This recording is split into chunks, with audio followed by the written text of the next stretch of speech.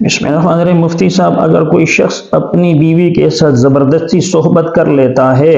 تو کیا قضا اور کفارہ دونوں لازم ہوں گے یا دونوں لازم نہیں آئیں گے؟ دیکھیں، اگر کوئی شخص جو ہے وہ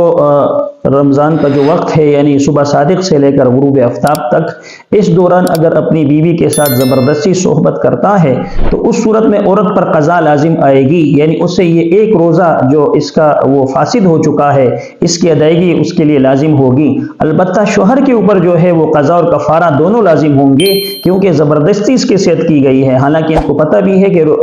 صحبت کرنے سے جو ہے وہ روزہ متاثر ہو سکتا ہے، روزہ خراب ہو سکتا ہے۔ تو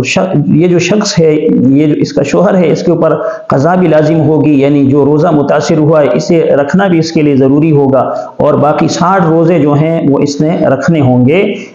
جب رمضان کا یہ مہینہ ختم ہو جائے۔ اللہ تبارک و تعالی ہمیں ان مسائل کو سمجھنے کی توفیق عطا فرمائے، آمین۔